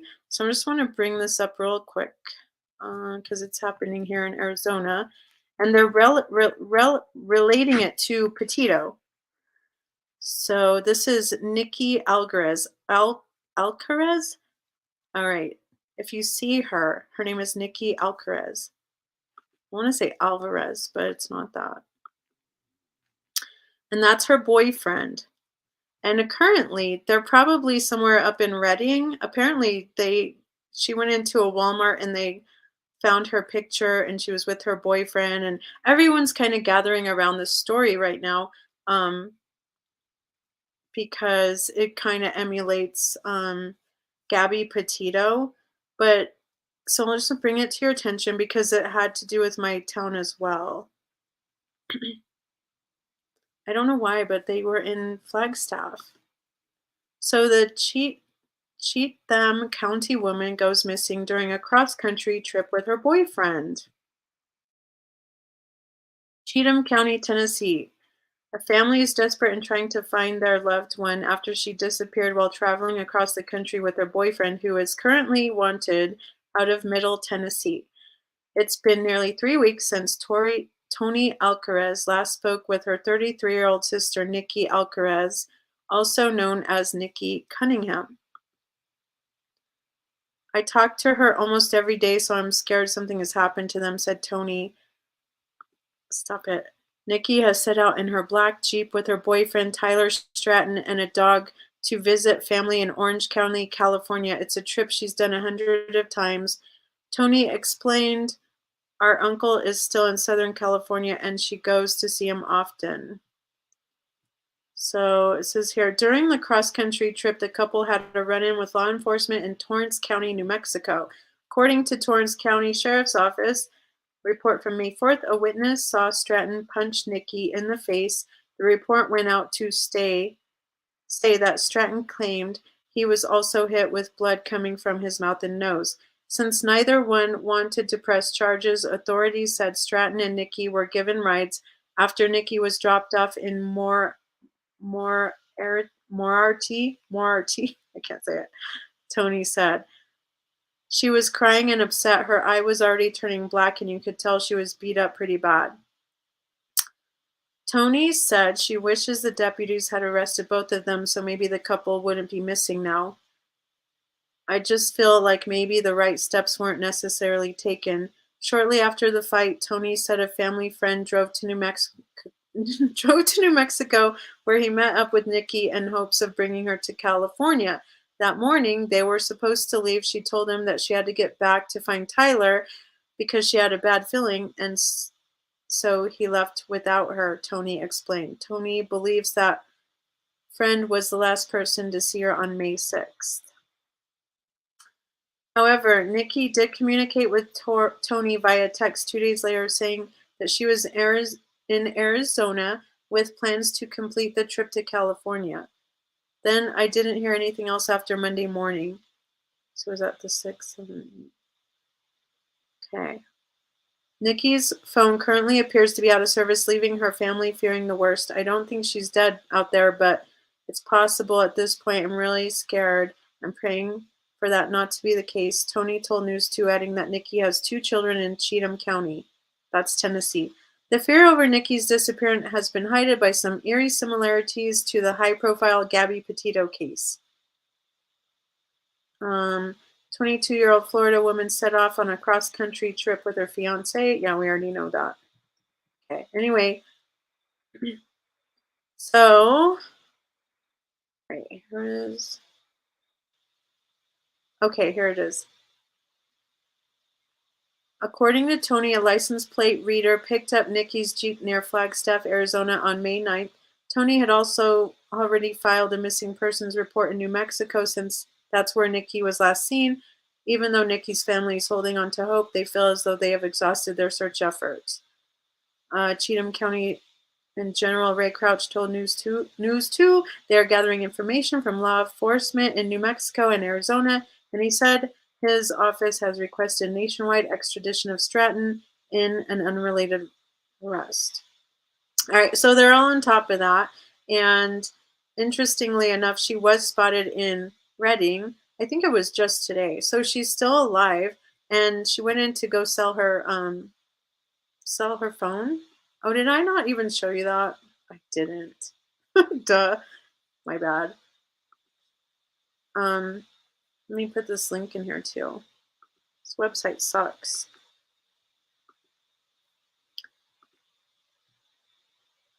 Oh yeah, okay, so Nikki Alcaraz. So they did spot her in Reading and she was in a Walmart. So she's okay actually. And they were saying also that her and her boyfriend looked in high spirits, that she was fine. So it's kind of like, I don't know, it's here nor there, but like since they're relating it to Gabby Petito, it could catch up. But another story I found, which was interesting, and I found the father um, pretty credible in his effort to find his son, which is also here in Arizona. Another story I kind of want to bring light to. Uh, so that's the guy, that's Stephen Tyler Stratton. So if you guys ever know or run into anyone in your area, please give a number to the police at 505-832-6060 or 505-834-2705 because we know we got peeps up in Reading and they're probably going up to Oregon possibly, but keep an eye out for them. And but another story like this is going to get a ton of attention, right? Which is good. But this guy I just was listening to his name. Now he's a black gentleman, and he lost his son who was working here in Arizona for geological studies. Oh no, didn't I not share it? I didn't share it. He was trending too. So since Arizona is trending, these cases are trending too. But his son has been missing since 2021, who was on a geological venture for work, and he was talking about how he didn't get the proper attention for the search.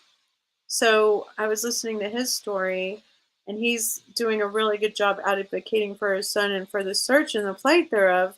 But he's also not getting like kind of like the Arizona law enforcement in where is it? Buckeye? I can't recall right now. Where is it?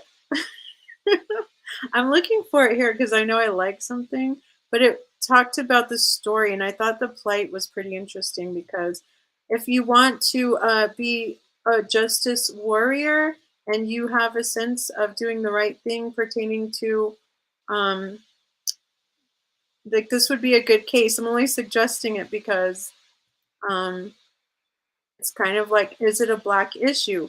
Did this guy's missing case, like, where is it? Swear. Okay, never mind. I know I liked it. Anyway, let me go find it. I have to talk about it though for a minute because I found the case pretty interesting. Let me go look. I know it's in my history here. Oh God, I'm going to show you my history. I probably shouldn't do that. I'm showing you all my stuff.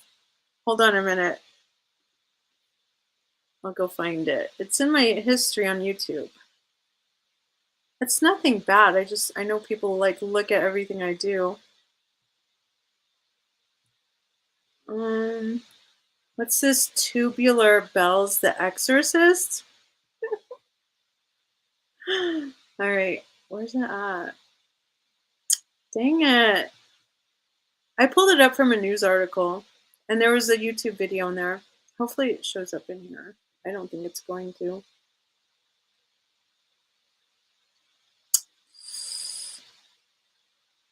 Yikes.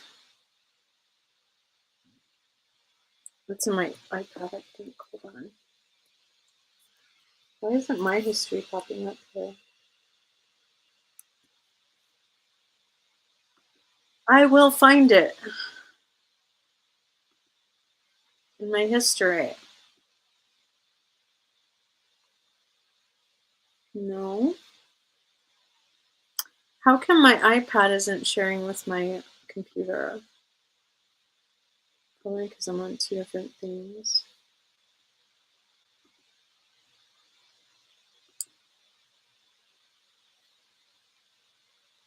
Yeah, it's not sharing to go to my other device. Hold on.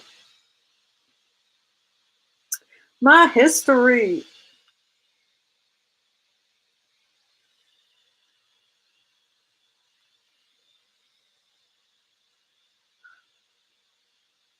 Where are you?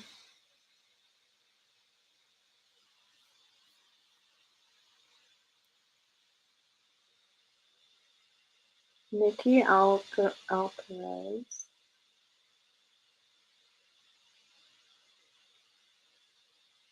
Huh. Oh, look, I went to Dave's Twitter. It's on my history. Daniel Robinson. There we are. Okay, let's go look at this. Daniel Robinson is his name. Let's go look him up.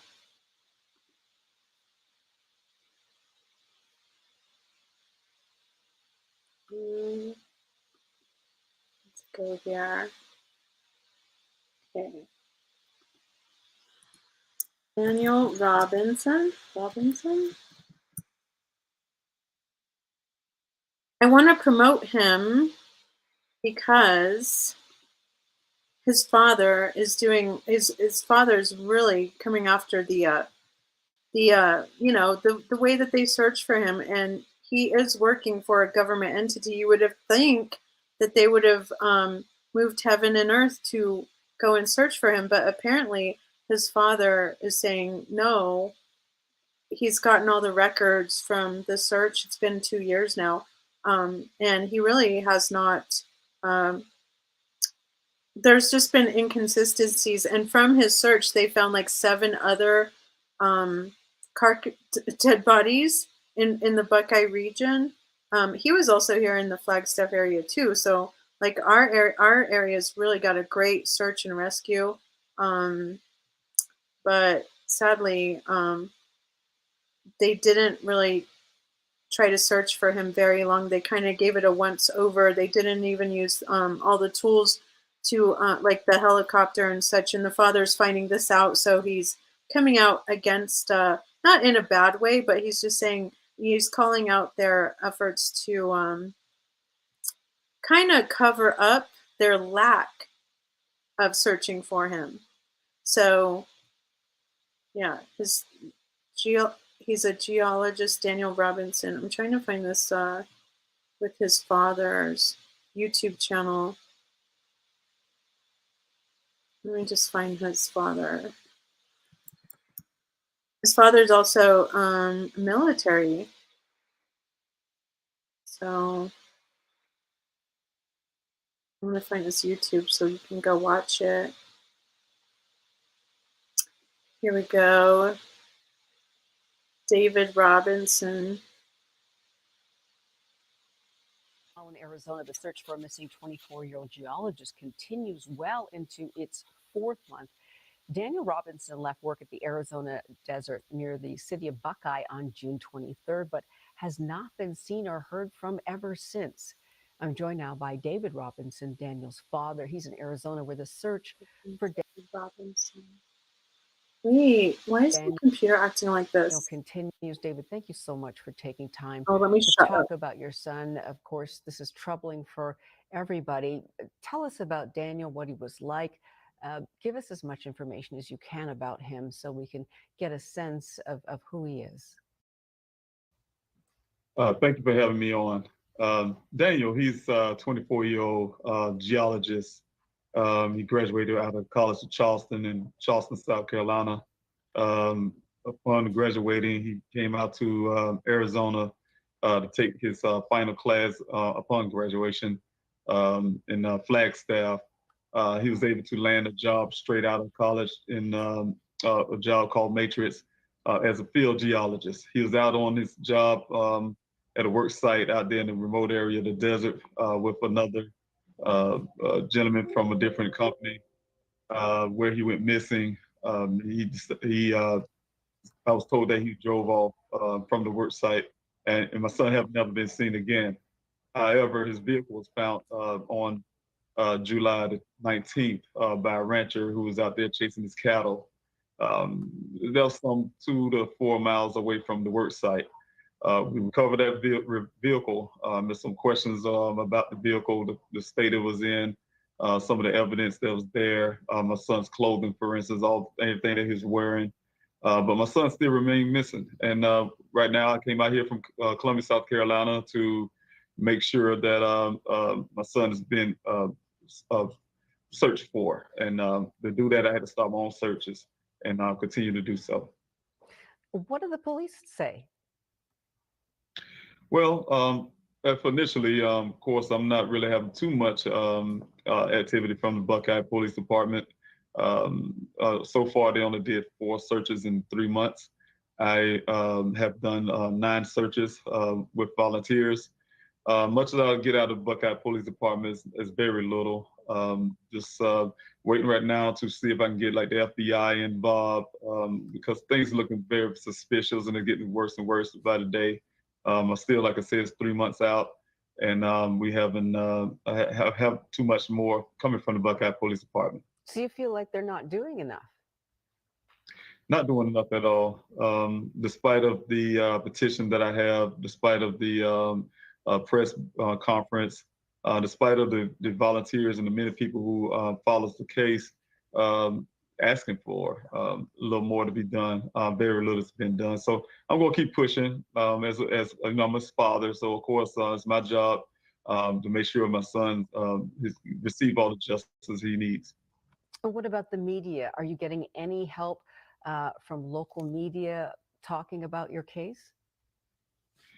Well, hindsight now looking back, I understand some of the reasoning when people, especially people of color, we feel like, you know, the sense of urgency is not there. We have to jump over hurdles and hoops just to get media attention. It took me 3 months to get to this point. That took many hours of no sleep, going on social media, you know, just knocking on not no, passing out flyers, to everything I can think of, just to get my son's name put out there just enough, just to have my searches reach a little farther out. And I understand you've even hired your own private investigator. That's correct. His name is Mr. McGrath with Three Laws Investigations. Since hiring my investigator on, we found a lot of things about that vehicle that would raise a lot of questions. For instance, the vehicle being wrecked multiple times. My son's vehicle was first crashed 4 hours after he went missing. It was driven, like I said, several miles after the initial crash. Just things like that. It's more, things like this. My son's sock was found a few feet, a few distance away from where he was last seen, and the other sock was in the evidence bags that the Buckeye police recovered from the scene of the vehicle some weeks later. So, things like that is very suspicious. Trying to get the Buckeye Police Department to upgrade my son's missing case into at least a possible homicide or possible criminal, something that would give them the reason to do warrants and things like that, and really increase their search. But as it stands for now, they're not even moving at all. Now, is it true that there are reports that Daniel showed some odd behavior in the days before he disappeared? Yeah, there's a lot of rumors out there. And, as a family member and as his father, I dismiss those rumors. They're not totally accurate. Just like any other person, hey, I'm down about my son's missing. My son possibly would have had some things going on. Well, it wasn't that he was depressed where he would try to do something to himself, or he somehow disappeared from his family. He was having a bad day. Bad days don't mean that you're depressed or you want to kill yourself or something, or run out from your family. So I dismiss a lot of those rumors that's out there. And I think there's a lot of character assassination coming out of the Buckeye Police Department.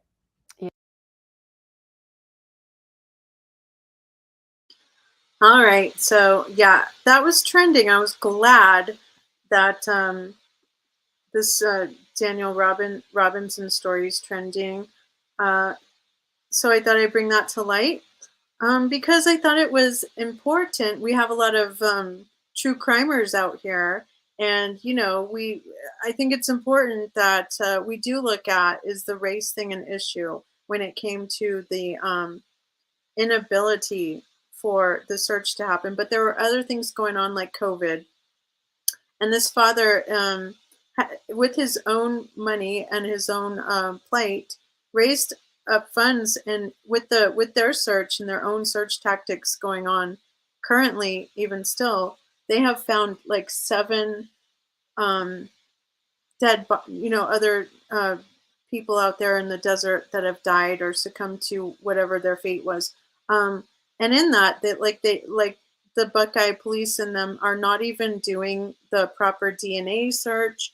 They couldn't even properly delineate the car and its whereabouts and all those other things. And they said that they used helicopter searches, but when they got the files in the discovery and such, there was no proof of any on record. So I just want to bring that to light. If you want to follow them, if you want to talk about the story on YouTube, I think it's a great justice piece, even for our legislators to bring forth, because they're all about African equality, right? So basically what I'm looking at this imbalance is that you have a woman who is like chose to leave do whatever they want and traipse through the country. Unfortunately, it looks like she's in a domestic violence situation, but because it's relative to Gabby Petito, or you would say the typical American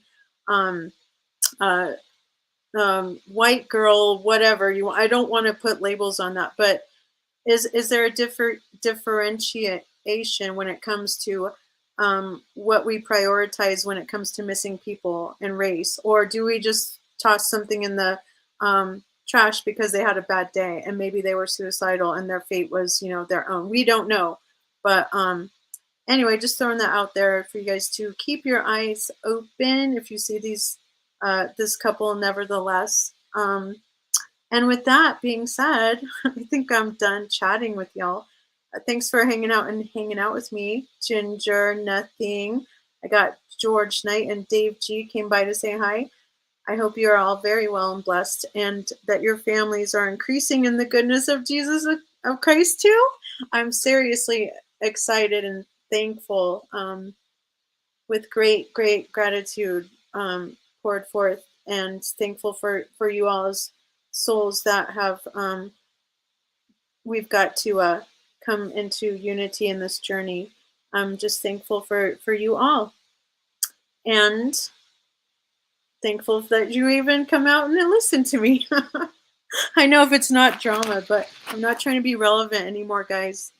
Um, I am moving towards this ascension, and I pray that we all, in one like spirit, because in the spirit is where we unify in one mind too. That we all make it absolutely, and I know it can be scary, but that's why I talk about it in a sense where hopefully you can recognize that the power that comes from Jesus and His Word and His truth, supersedes anything that is, uh, you know, wanting us to be in a state of, I don't know, downtroddenness or depression. Um, to know that, it is your right, and to rightfully take it as your own is within your ark, in the sovereignty of Jesus alone. Of course, lift up His name above all else, and know that He has got your back, and He always will see the way, no matter where you are in your life. And that, His light is so powerful. It says that the light has come into the world and darkness cannot even comprehend it. So sadly, in their own ignorance and darkness, they can't comprehend the light. So that is another thing we have going forth, knowing that as if we're in the light as He is in the light, then darkness has no position. And really, we shouldn't even justify to look towards darkness to give us any kind of hope or life or truth, because it's always just going to be a prey coming to destroy. The destroyer comes to destroy, and there's a lot of traps, but in this life, so again, like Ginger said too, it's about choice, and that is relatively up to you, and the enemy knows that as well. So if he can keep you in the dark, it's much easier that way. Then you're not thinking about these things, and you can live in that delusion of whatever it is that is, I don't know, taking the hearts of men away, men and women and children. But know that in opposition of that, when, we are humbled and come to Christ in our aha moment, there comes victory, newness of life, a transformation, the power of the blood, which has redeemed us and made us right and justified in the sight of Yah because of His mercy and goodness.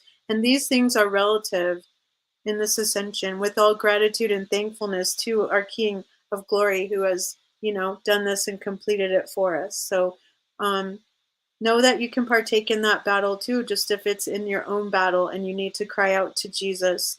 Again, I'm always here for you if you ever need prayer, or you need, to. I will consider going private if you need prayer. Okay, I know I've been inaccessible in that steed, but I don't want to say, like, if you need something, reach out. Like, I'm here. Okay, and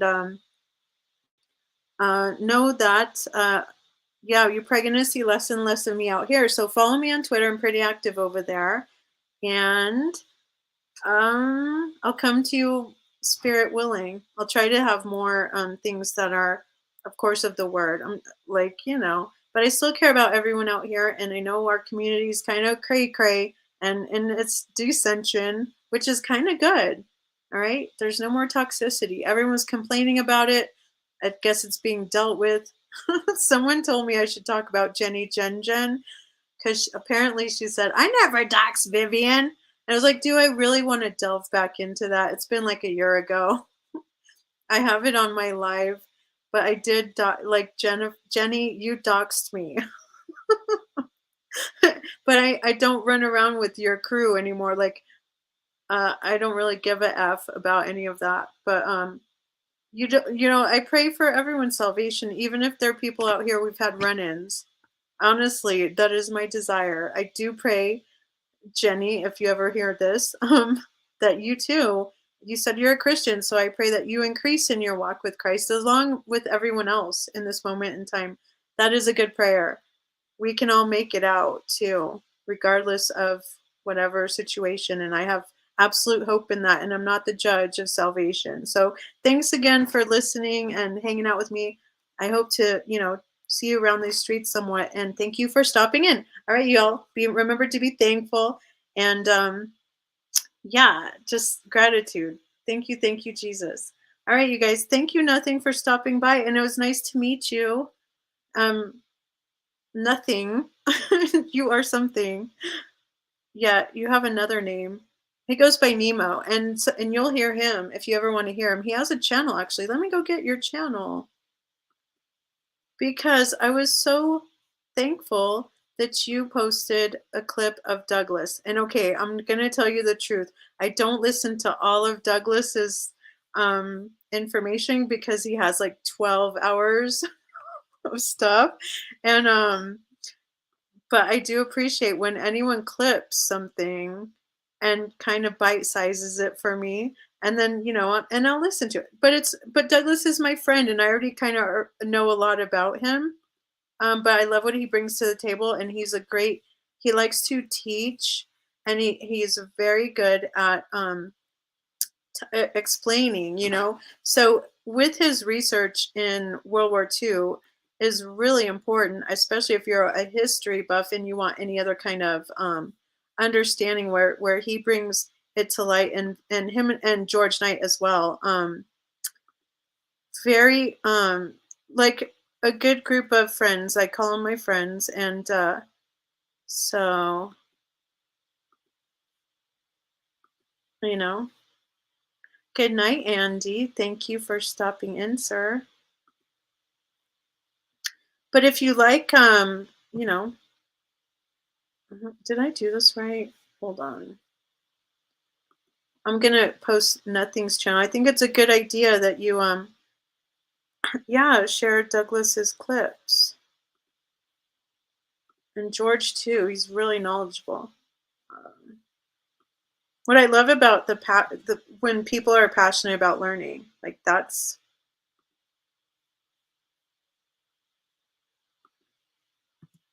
their passion wears off on you. And Douglas has a deep understanding of the House of Saud, and yeah, he's just a great friend as well. Like he has my back, and I dig him for that because we've been through some stuff out here, like way old school. Anyway, you guys, thanks again. All right, talk to you soon. Have a blessed night, rest of your day, rest of your evening, rest of your whatever. But be thankful, and yeah, cry out to Jesus and stay in your word. It'll make you stronger. Okay, peace and love. Bye.